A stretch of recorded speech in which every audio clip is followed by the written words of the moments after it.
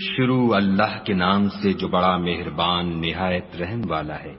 یہ لوگ کس چیز کی نسبت پوچھتے ہیں؟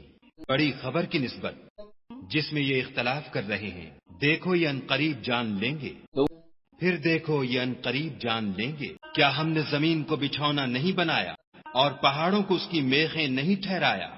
بے شک بنایا اور تم کو جوڑا جوڑا بھی پیدا کیا، اور نیند کو تمہارے لیے موجب آرام بنایا، اور رات کو پردہ مقرر کیا، اور دن کو معاش کا وقت قرار دیا، اور تمہارے اوپر 7 مضبوط آسمان بنائے، اور آفتاب کا روشن چراغ بنایا، اور نچڑتے بادلوں سے موسلا دھار مہ برسایا، تاکہ اس سے اناج اور سبزہ پیدا کرے، اور گھنے گھنے باغ۔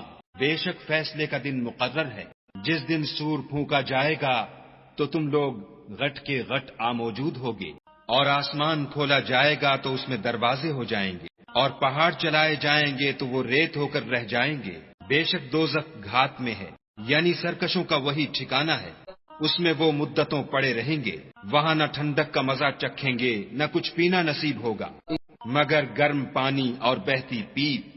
یہ بدلہ ہے پورا پورا۔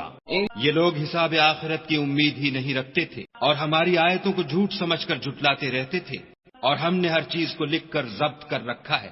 سو اب مزہ چکھو، ہم تم پر عذاب ہی بڑھاتے جائیں گے۔ بے شک پرہیزگاروں کے لیے کامیابی ہے، یعنی باغ اور انگور اور ہم عمر نوجوان عورتیں اور شراب کے چھلکتے ہوئے گلاس۔ وہاں نہ بےہودہ بات سنیں گے نہ جھوٹ خرافات۔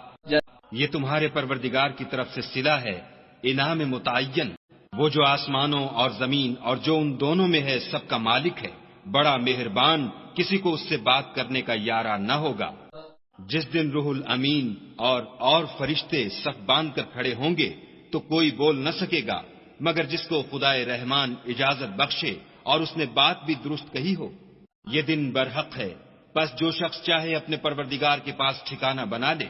ہم نے تم کو عذاب سے جو ان قریب آنے والا ہے آگاہ کر دیا ہے، جس دن ہر شخص ان اعمال کو جو اس نے آگے بھیجے ہوں گے دیکھ لے گا، اور کافر کہے گا کہ اے کاش میں مٹی ہوتا۔